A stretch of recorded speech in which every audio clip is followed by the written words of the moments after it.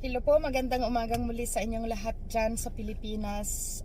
Napakagandang umaga po at ang aking laging pagbati ay mula sa aking puso sa inyo dyan sa Manila, sa Nueva Ecija, of course, sa Labo, Camarines Norte at sa Tinamba Camarines Sur sa Salvacion.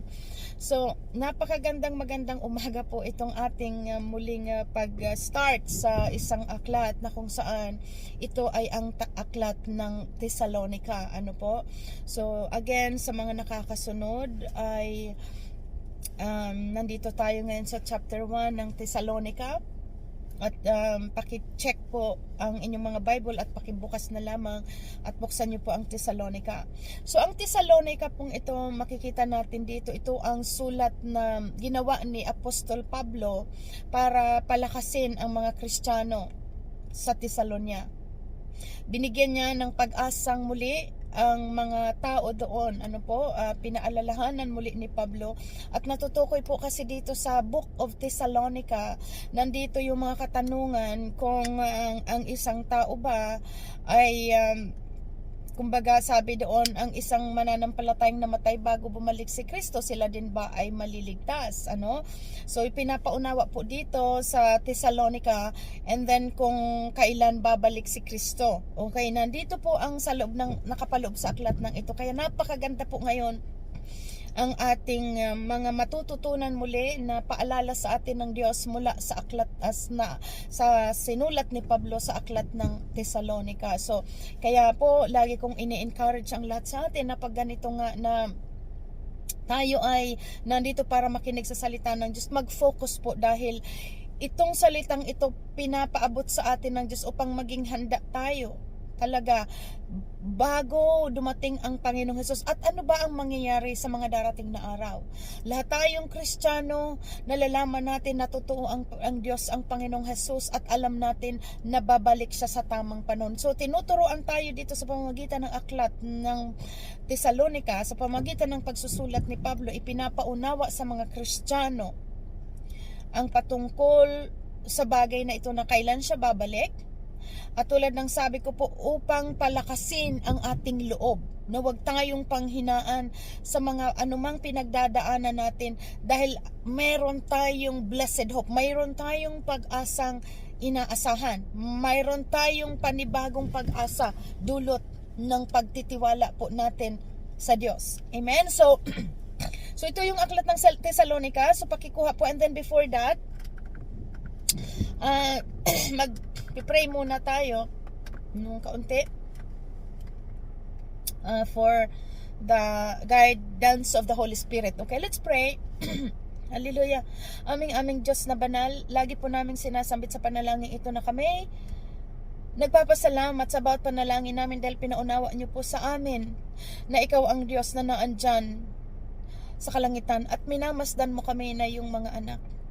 Ama, sa oras mong ito, sa ngalan ng Panginoong Hesus, kami, O Lord, ay lumalapit sa iyo. Yamang ikaw ay minamasdan niyo po ang aming ginagawa. Nakikita mo at nasusuri mo ang mga aming puso. Bakit kami naandito sa ganitong oras na to, kundi para pakinggan ang mga salita mo. Maraming salamat po, O Diyos, sa mensaheng ipapaabot sa amin. Salamat po sa banal na Espiritu, O Diyos, na siyang patuloy mag-hold ng aming puso upang maintindihan namin ang mga salita mong itong pinasimulan sa aklat ng Thessalonica. Dahil ayon sa kay Apostol Pablo, ang salitang ito, O Diyos, ang liham na ito upang palakasin ang aming loob bilang Kristiyano at magkaroon kami ng panibagong pag-asa. Salamat po sa bagay na ito, dahil ipinapaunawa mo sa aklat na ito kung papaano ang pagbabalik ng Panginoong Hesus at upang maging handa kami na yung mga anak na pinili. Maraming salamat po, Diyos, sa oras na ito. Pinagkakatiwala ko po sa iyong aking sarili, sampu ng mga taong nakikinig sa mensaheng ito. Ikaw po, O Diyos, ang mangibabaw sa amin. Pinapasailalim namin sa iyong kapangyarihan ng aming buhay. Makapaghari ka po sa amin at pinupuri namin, O Diyos, ang kadakilaan at katapatan mo sa aming lahat. Na hindi mo kami pinapabayaan, patuloy nyo kaming tinuturuan at iginagayad sa pamamagitan ng mga salitang ito. Kaya amang banal sa langit, yamang naandyan ka nakikinig, taos puso naming pinasasalamat ang kadakilaan at pag-ibig mo sa aming lahat. At kung sino man sa amin, O Diyos, ang may nakita kang pagkukulang, nakita kang pagkakamali, sa anumang bagay, maging sa salita, maging sa gawa, maging sa aming kilos. Humihingi po kami, O Diyos, ng kapatawaran sa bagay na ito. Patulungan niyo po ang bawat isa na maging matatag, na alamin kung ano ang nakakabuti, na bagay na tinuutos mo sa amin at maiwasan ang mga bagay na sinasabi mong wag namin gawin. Salamat po, O Diyos, ang lahat ng aming dalangin at pasasalamat na ito ay sa ngalan ng aming Panginoong Hesukristo. Amen. Amen. So, Thessalonica 1, maikli lamang po ito, napakaikli po ito pero tulad ng sabi ko, napakaganda dahil sunod-sunod po ang pagpapaunawa sa atin. Actually, ang Thessalonians 1 hanggang chapter 5 lang po ito. So, ibig sabihin, hindi aabot ng next Sunday or na abutin na magmuli ako mag-preach. Matatapos po ito before Sunday. Kaya ang suggestion ko po sa inyong lahat at basahin nyo na lang po mula bukas. Chapter 2, Chapter 3, Chapter 4, Chapter 5, and next week papasok tayo ng Thessalonica 2. Ang ikalawang sulat ng Thessalonica. Pero dahil nasa inyo po ang mga Bible, may mga hawa kayo, huwag niyo pong kaligtaan na basahin dahil napakahalaga po ang Thessalonica. Dahil dito natin mauunawaan yung pagbabalik ng Panginoon. Nakalagay po ito sa Thessalonians 4, which is mangyayari nito dahil hindi ko na ito dahil ngayon nga ay linggo, and then Sunday, Monday, 2, 3, Monday, Tuesday, Wednesday po, ang Thessalonians 4. Nasa, sa Miyerkules. So, Miyerkules, Huwebes, Biyernes, Sabado. So, papasok tayo sa Thessalonians. So, muli nating pag-meet or nating pag-aaralan sabay-sabay. So, chapter 2 and hanggang 4, 5, yes. Sikapin po ninyo na mabasa ito sa araw-araw kasi napakaganda pang maintindihan natin po. So okay, so ngayon chapter 1, ang sabi dito mula kina Pablo at Silas at Timoteo para sa iglesia ng Thessalonica na nasa Diyos Ama at nasa Panginoong Hesukristo. Kagandahang loob at kapayapaan nawa ang sumainyo. At sa verse 2 po, kung makikita nyo dito, ang sabi dito, ang pamumuhay at pananampalataya ng mga taga-Thessalonica. Ito yung kanilang sinulat dito ni Pablo kung ano yung klaseng pamumuhay at anong may pananampalataya yung mga taga-Thessalonians. Ano po? So verse 2, sabi ni Pablo sa sulat, lagi kaming nagpapasalamat sa Diyos dahil sa inyo at tuwin ay kasama kayo sa aming mga dalangin. Inaalala namin sa harapan ng Diyos at Ama ang inyong gawa dahil sa inyong pananampalataya, ang inyong pagpapagal dahil sa inyong pag-ibig at ang inyong pagtitiis dahil sa inyong pag-asa sa ating Panginoong Hesukristo. Mga kapatid, nalalaman namin na kayo'y pinili ng Diyos na nagmamahal sa inyo. Totoo po yun. Kaya nga, ito pong mga sinasabi dito ni Pablo, makaka-relate po talaga kami na yung mga lingkod. Kasi same thing na lagi namin kayong sinasama sa panalangin. Lagi namin dinadalangin sa Diyos na nawa maging matatag ang bawat isa. Na manatili sa kanyang salita dahil pinaunawa sa atin ang salita ng Diyos. Ang ating buhay, ang ating kalakasan, ang lahat sa atin nagmumula sa Diyos.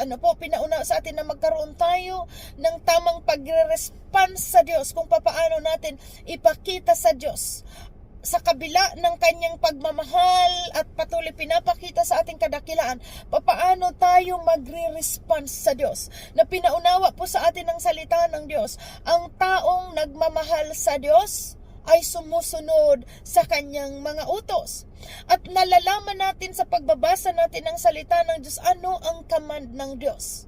Kaya nga again, ito po ang sinasabi ko, buklatin natin ang banal na aklat na to kasi dito tayo binibigyan ng instruction kung papaano sumunod sa Diyos. At sa bawat pagsunod natin sa Diyos, tinatamasa natin ang kanyang kapangyarihan.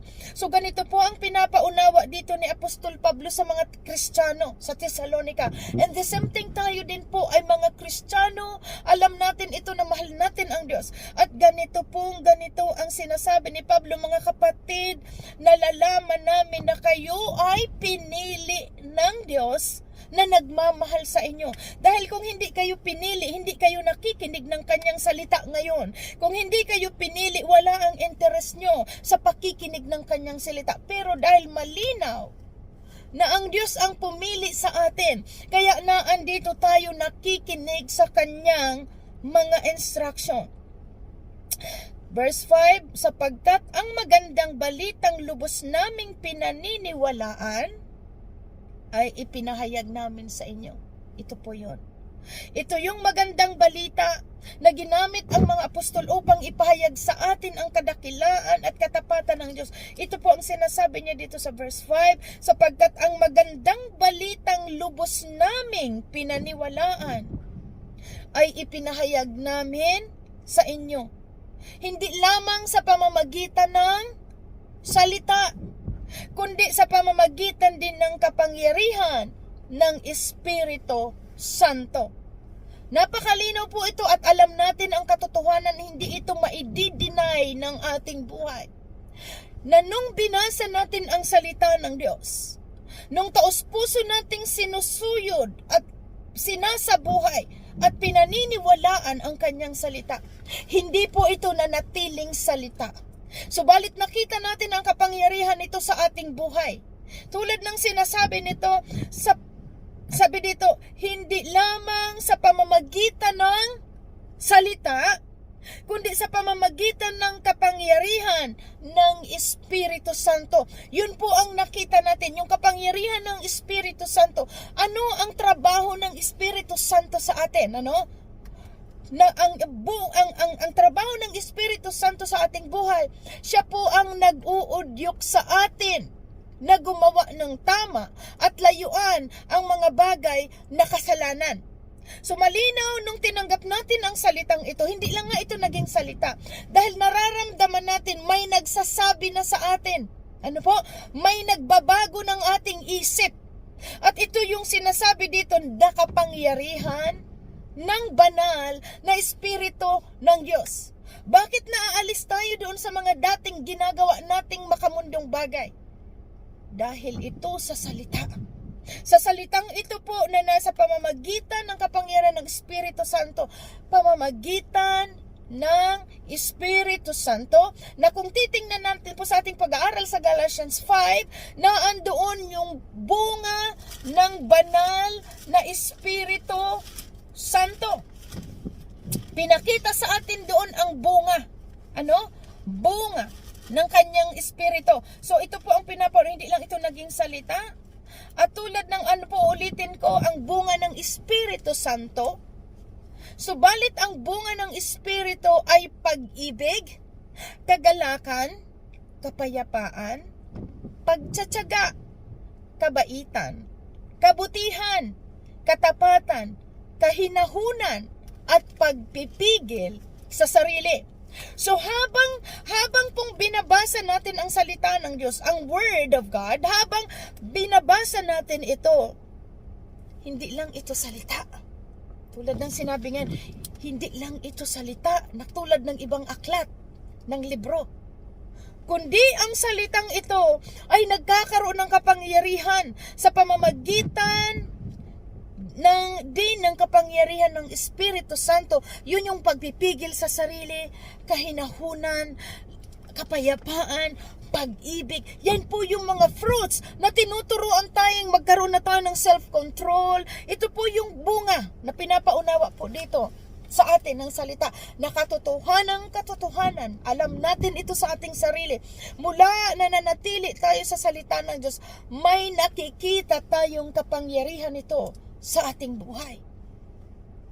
Kaya habang inuunawa at unawa natin ang Word of God, unti-unting nagliliwanag sa atin, natotoo nga, sa mga nananalig at naniniwala sa nagsinasabi ng Diyos at tinuturo ditong sundan, nakikita natin ang kapangyarihan nito sa ating buhay. Amen? At sabi ni Pablo, nakita ninyo kung paano kami namuhay sa inyong piling at ginawa namin alang-alang sa inyo. Alam po natin sa kasaysayan ng mga apostol, especially itong si Pablo po, kung paano nagkaroon ng kapangyarihan ang Diyos sa kanyang buhay nung naging masunurin si Pablo sa sinasabi ng Diyos. Nung inutusan siya ng Diyos, Pablo, ipangaral mo ang aking ang banal na salita sa mga hintil, sa mga taong hindi nakakakilala sa akin. Dadanas ka ng iba't ibang pagsubok, Pablo, sa bawat bayan-bayan na dadaanan mo, dadanas ka ng matinding kahirapan, ipapahagupit ka, isasakdal ka, paparatangan ka ng kasinungalingan, ipapakulong ka. At yun po ang nangyari kay Pablo. Pero pinakita doon na inalaw ng Diyos ang mga ganong mga karanasan ni Pablo upang ipakita sa nakakakita sa kanya at inabot tayo ng salitang ito na napagtagumpayan ni Pablo ang lahat ng yon, hindi sa kanyang kalakasan kundi sa kapangyarihan ng Diyos.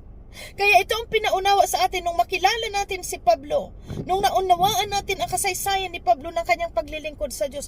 Totoo po, tulad ng sinabi niya dito, nakita ninyo kung paano kami namuhay sa inyong piling at ito ay ginawa namin alang-alang sa inyo.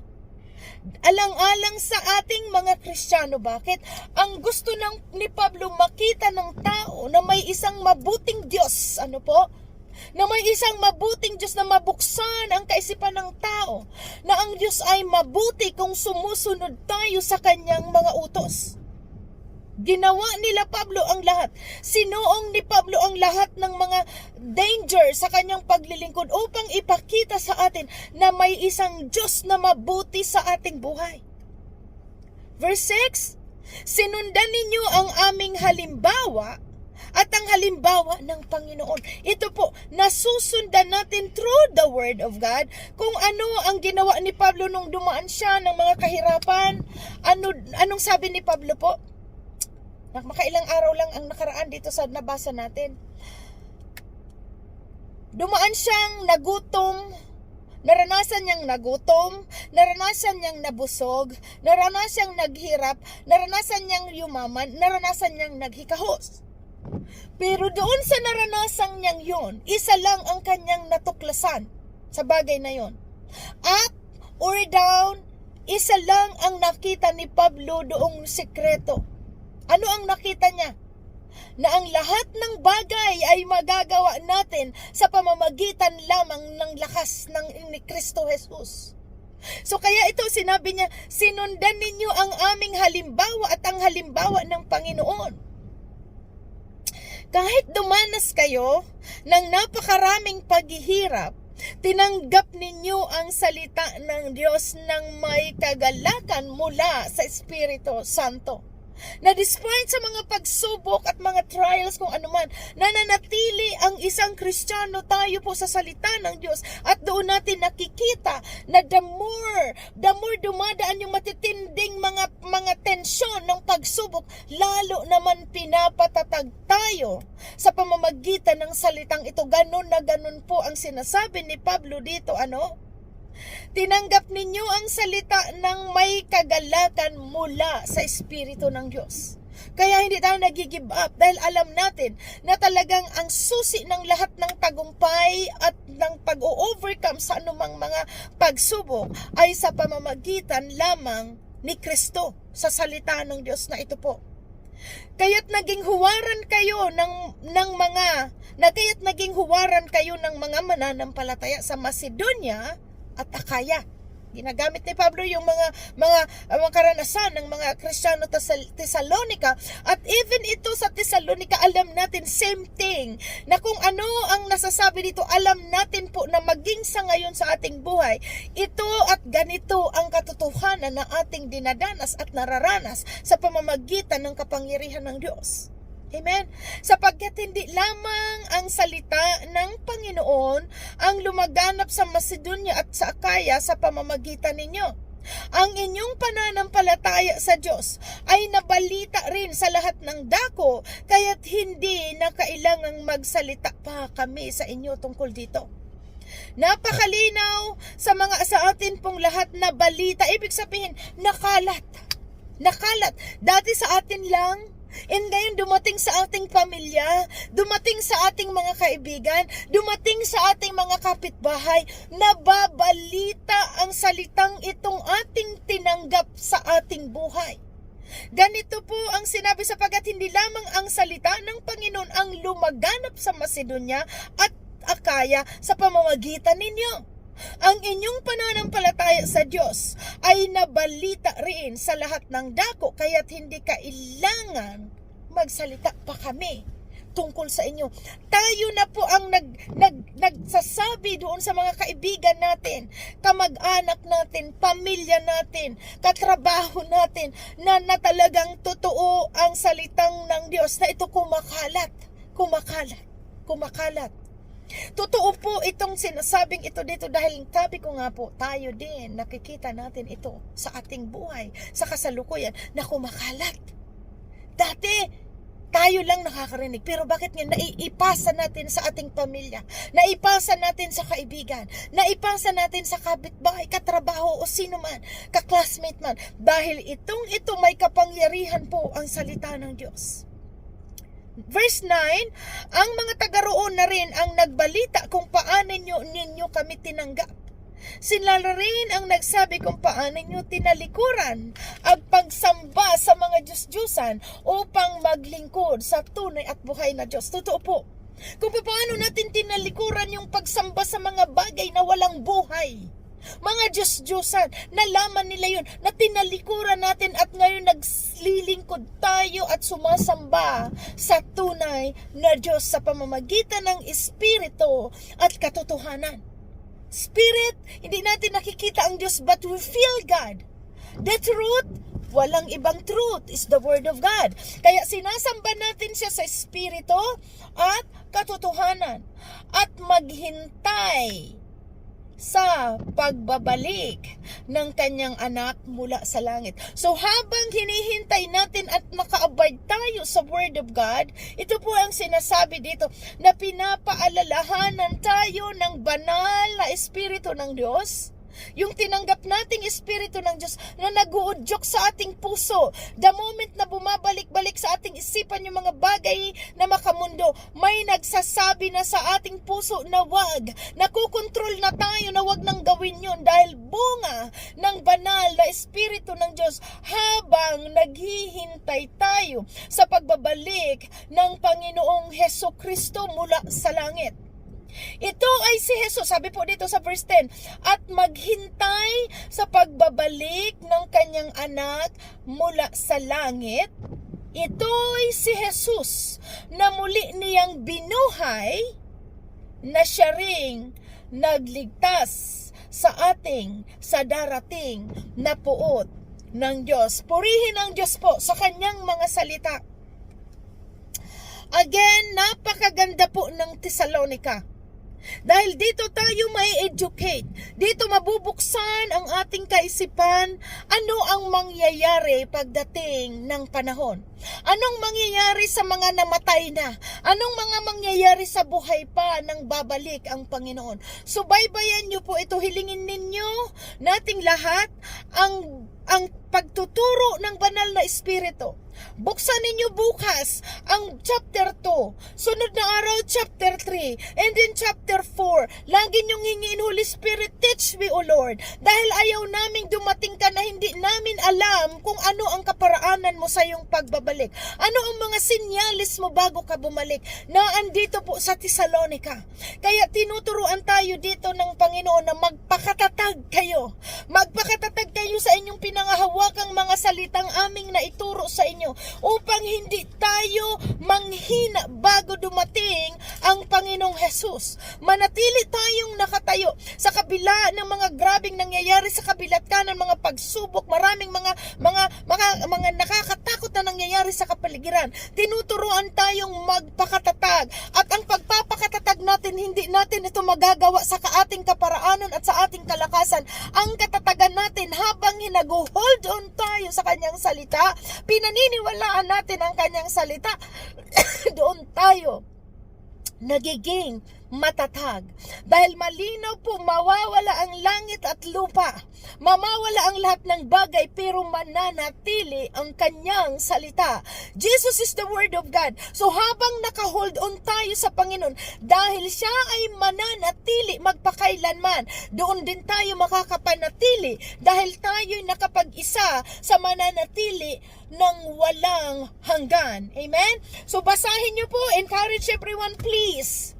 Huwag niyong hayaang may makaligtaan kayo sa chapter na ito. Huwag niyong hayaang may mamiss kayo. Ano? Kasi lalo ninyong mauunawan at magliliwanag sa inyong lahat kung gaano kadakila ang Diyos na ngayon pa man. Inihahanda tayo sa mga darating na panahon kung ano ang magaganap. Upang hindi tayo ma-surprise, hindi tayo mabigla, hindi tayo mga ano ba itong nangyayaring ito sa mundo, bakit ganito? Dahil pinauna na sa atin na mangyayari ang lahat ng yan bago dumating at ang pagbabalik ng Panginoon. Amen? So God bless everyone. Hanggang dito na lamang po ako. At salamat muli sa Diyos sa inyong mga buhay. Manatili sa salita ng Diyos. Dahil the more we seek God, the more we find Him. Habang patuloy nating hinahanap ang kalooban ng Diyos, lalo naman siyang nagpapahayag sa atin ng kanyang kadakilaan bilang Diyos ng ating buhay. So salamat o Diyos, aming dakilang amang banal sa langit, pinasasalamatan namin ang iyong paunawa sa amin sa araw na to, na ang salitang ito hindi ito nananatiling salita, subalit ito'y may kapangyarihan sa pamamagitan ng Espiritu mo sa mga taong taos-pusong nais makasunod sa iyo. Maghari ka po sa aming lahat, yamang ang nandito ang lahat na nakinig sa iyo. Pagharian niyo po kaming lahat. Sa iyo ang parangal at papuri ng aming buhay, habang nadinadanas ka namin sa aming buhay, lalong magdudulot at magpapaabot kami ng pasasalamat dahil tunay na dakila kang Diyos sa aming lahat. Salamat po Ama, pagpalain mo ang buong maghapon nila at maging ang buong linggo ang mga magbabasa o Lord sa sunod sa Thessalonica 2, Thessalonica 3, Thessalonica 4 and sunod-sunod na chapter. Gabayan niyo po kaming lahat ng iyong banal na Espiritu, na ang bawat mauunawaan namin ay udyok lamang ng pagtuturo ng iyong banal na Espiritu. Salamat po o Diyos, muli ang pasasalamat namin ito sa iyo ay sa ngalan ng aming dakilang tagapagligtas, ang aming Panginoong Hesukristo. Amen. So God bless everybody. Pagpalain kayo ng Diyos, manatili po kayo sa kanyang salita. Amen. Bye-bye. God bless.